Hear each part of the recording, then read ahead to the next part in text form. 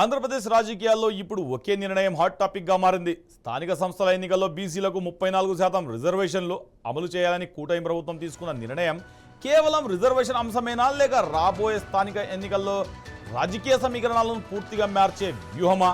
Dedicated commission 27% సిఫార్సు చేసిన ఎన్నికల ముందు ఇచ్చిన బీసీ డిక్లరేషన్ కట్టుబడి 34% అమలు చేయాలని ప్రభుత్వం నిర్ణయించింది.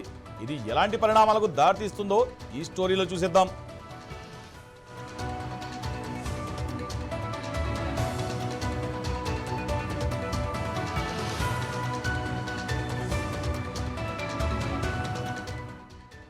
చంద్రబాబు ప్రభుత్వం తీసుకున్న ఈ నిర్ణయానికి రెండు కోణాలు కనిపిస్తున్నాయి. మొదటిది పాలనా కోణం, రెండోది రాజకీయ కోణం. బీసీలకు 34% ఇవ్వడం ద్వారా స్థానిక సంస్థల్లో వారి రాజకీయ ప్రాతినిధ్యాన్ని పెంచాలని ప్రభుత్వం చెబుతోంది. గ్రామ పంచాయతీల నుండి మండల పరిషత్, జిల్లా పరిషత్లు, మున్సిపాలిటీల వరకు బీసీలు మరింత ప్రాతినిధ్యం కల్పించాలన్నదే ప్రభుత్వ ఉద్దేశంగా కనిపిస్తుంది. కానీ అసలు ప్రశ్న ఇక్కడే ఉంది. 34% ఎలా అమలు చేస్తారు? ఎందుకంటే గతంలో ఇదే అంశం న్యాయస్థానాల్లో పెద్ద వివాదానికి దారితీసింది.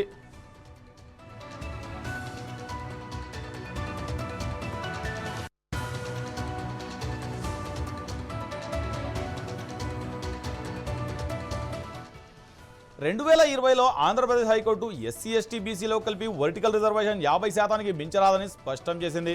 34% బీసీ రిజర్వేషన్తో మొత్తం కోట 50%ని దాటితే అది చట్టపరంగా నిలబడదని అప్పటి తీర్పులో పేర్కొంది. అంటే ఇప్పుడు ప్రభుత్వం 34% లక్ష్యాన్ని ప్రకటించడం ఒక విషయం, దాన్ని న్యాయపరంగా నిలబడే విధంగా అమలు చేయడం మరో విషయం. ఇదే ఈ నిర్ణయంలో అత్యంత కీలకమైన పాయింట్. ప్రభుత్వం న్యాయ నిపుణులతో సంప్రదింపులు జరిపి గత అనుభవాలు పరిగణలో తీసుకొని ముందుకెళ్లాలని చూస్తున్నట్లు రాజకీయ వర్గాల్లో చర్చ జరుగుతోంది. ఇక్కడ ప్రభుత్వం రెండు విషయాలను బ్యాలెన్స్ చేయాల్సి ఉంది. ఒకటి బీసీలకు ఇచ్చిన ఎన్నికల హామీలు, రెండు కోర్టులో నిలబడే విధంగా రిజర్వేషన్ ప్రక్రియను రూపొందించడం.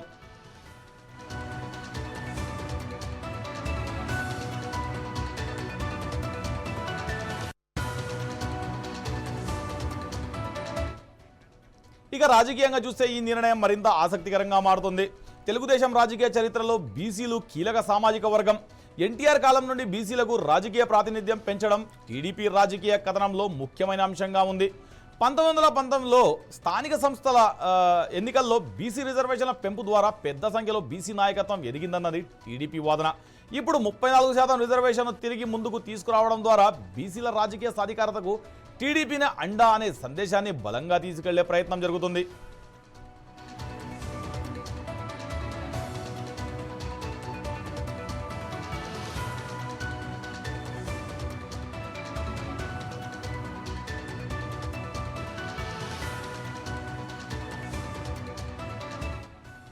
ఇది కేవలం సర్పంచ్ పదవుల లెక్క కాదు. ఒక స్థానిక సంస్థ ఎన్నికల్లో ఒక సర్పంచ్గా గెలిచిన వ్యక్తి రేపు ఎంపీపీ కావచ్చు, మరుసటి దశలో జెడ్పీటీసీ కావచ్చు, అక్కడి నుండి ఎమ్మెల్యే, ఎంపీ రాజకీయాల్లోకి రావచ్చు. అంటే స్థానిక సంస్థల్లో రిజర్వేషన్ పెరగడం వల్ల కొత్త రాజకీయ నాయకత్వానికి పైప్ లైన్ ఏర్పడే అవకాశం ఉంది.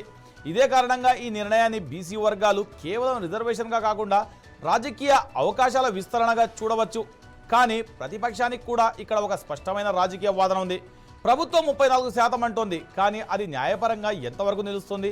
కేవలం క్యాబినెట్ నిర్ణయం సరిపోతుందా? డెడికేటెడ్ కమిషన్ 27% సిఫారసు చేసిన పరిస్థితుల్లో 34% నిర్ణయానికి ప్రభుత్వం ఏ డేటాను ఆధారంగా చూపుతుంది? ఇదే ప్రతిపక్షం లేవనైతే ప్రధాన ప్రశ్న కావచ్చు.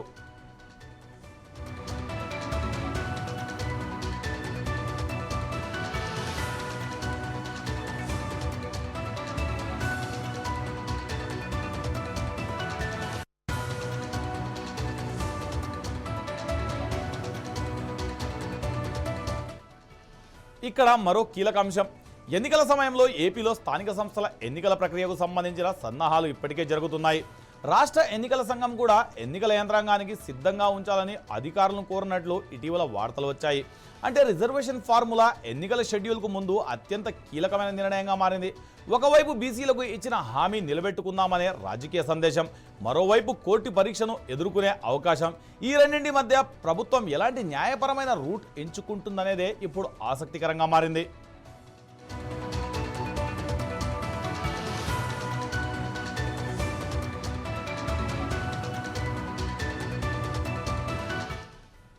మొత్తంగా చూస్తే 34% బీసీ రిజర్వేషన్ నిర్ణయం చంద్రబాబు ప్రభుత్వానికి రాజకీయంగా పెద్ద ప్లస్ పాయింట్గా మారే అవకాశం ఉంది. ఎందుకంటే ఇది సంక్షేమ పథకం కాదు, ఇది అధికార భాగస్వామ్యానికి సంబంధించిన నిర్ణయం. బీసీ వర్గాలకు ఎంతమంది ఇళ్ళు వచ్చాయి అన్నదానికంటే ఎంతమంది బీసీ నాయకులు స్థానిక పాలనలో వచ్చారు, ఎంతమంది కొత్త నాయకులు తయారయ్యారు అనే ప్రశ్నకు ఇది సమాధానం చెప్పే ప్రయత్నం. అయితే ఈ మొత్తం వ్యవహారంలో 34% ఎలా అన్న ప్రశ్నకు ప్రభుత్వం స్పష్టమైన న్యాయపరమైన బలమైన సమాధానం ఇవ్వాల్సిందే. ఎందుకంటే గతంలో 34% బీసీ రిజర్వేషన్ విషయంలో 50% పరిమితి అంశమే ప్రధాన న్యాయ అడ్డంకిగా మారింది. అందుకే ఇప్పుడు పోరాటం కేవలం బీసీ రిజర్వేషన్ కోసం కాదు, బీసీలకు 34% ఇస్తామని చెప్పి రాజకీయ హామీ కోర్టు పరీక్షలను తట్టుకునే విధంగా అమలు చేయడమే అసలు పరీక్ష.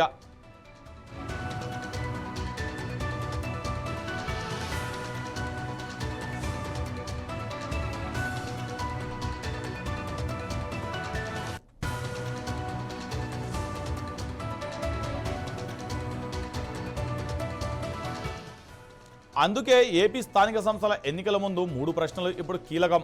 34% అమలవుతుందా? అది న్యాయపరంగా నిలబడుతుందా? అమలైతే గ్రామస్థాయి రాజకీయాల్లో బీసీల కొత్త పవర్ సెంటర్లు ఎన్ని పుట్టుకొస్తాయి? ఈ 3 ప్రశ్నలకు సమాధానం రాబోయే AP local body politics decide చేయబోతుంది.